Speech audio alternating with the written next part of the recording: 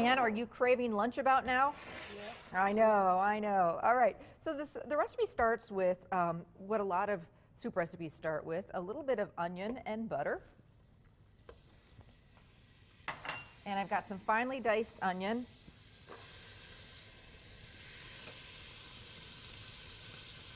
And some butter. So we're making soups and sandwiches and just some fun different stuff that I think you're really going to enjoy. Lunch can get a little boring after a while. I actually have to pack a lunch for Ireland. Well, she and I pack it together. My daughter Ireland's in high school, and she tries not to do hot lunch every day.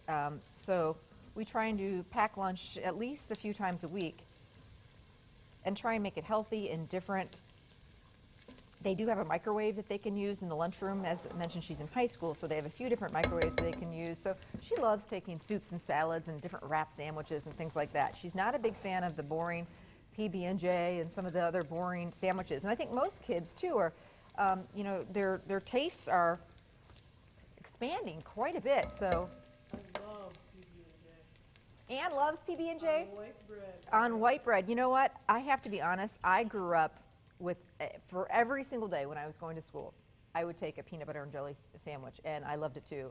I did raspberry jam though, not grape jam, and I did it on the squishy white bread as well. Yeah. And my Nana, who lived with us, bless her heart, every morning she's like, "Are you sure you don't want to try something different, like ham and cheese or bologna?" Nope, that squishy PB&J. I outgrew it though. Anne, you didn't outgrow it?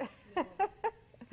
Too funny. Okay, so our onion's starting to get a little soft, and now I'm going to add some flour and make a roux. So this is what's going to thicken the soup.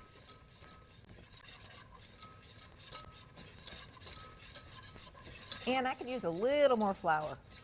I can just tell. Thank you very much. Now, one of the things that makes this soup recipe really easy is that we're just going to use a bag of frozen cauliflower that we just let on the counter for a little bit to thaw. And that way we don't have to mess with the florets and dealing with the florets and chopping them. Now, if you have fresh cauliflower, by all means use it. But cauliflower is one of those things, that I happen to love, and we don't eat a lot of it. So every time I have it or I make the soup, it's just kind of extra special. So I'm cooking that flour and the butter together and the onion.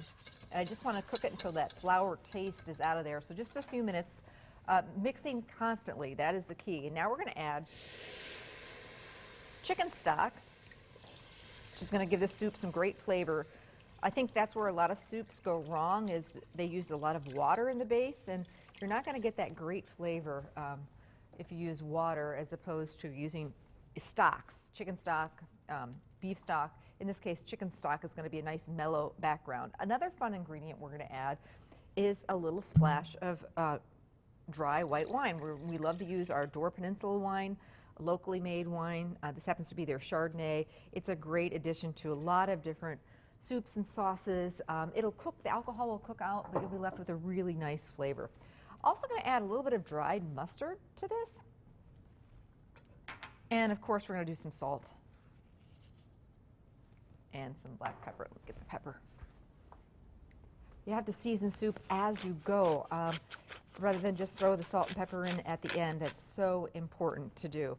And then really what makes this soup wonderful is some heavy cream. You don't have to do the heavy cream. You could use milk or half and half. But this really works wonderfully in this recipe. So in this goes our Lamer's heavy cream, which we happen to love, love, love. If you notice while I'm pouring it, it's so much thicker than the other heavy cream that's out there on the market. Family run dairy, really they do some great stuff. Okay, so we're bringing this to a simmer, and we're going to add our cauliflower. With soup, it's kind of a feel thing. I've got more stock standing by, I've got some more cream, I've got some, we can always add more liquid if we need to, but I want this to be a thick, hearty soup. So in goes our cauliflower.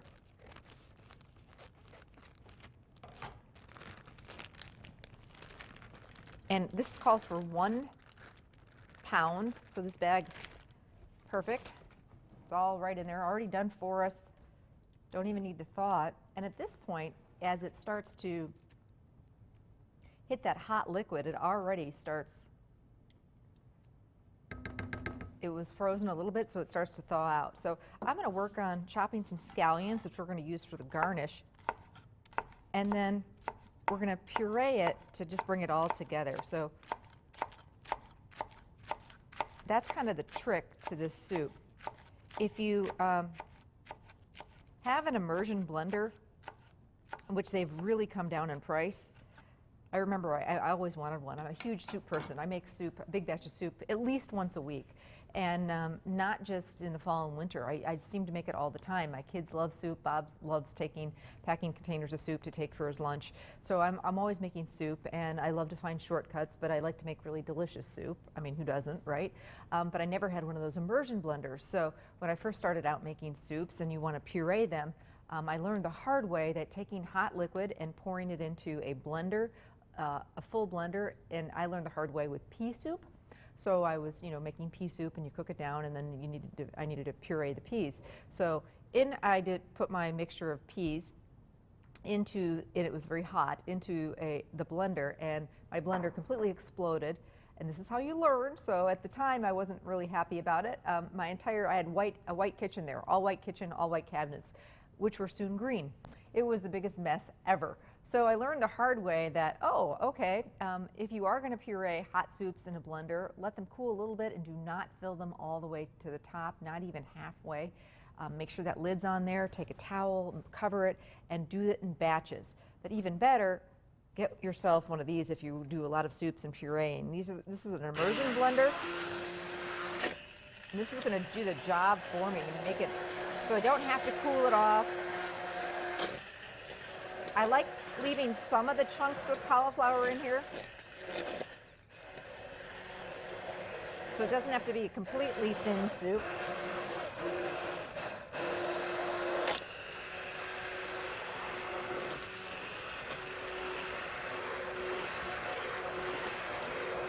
But no more exploding blender, which is a great thing.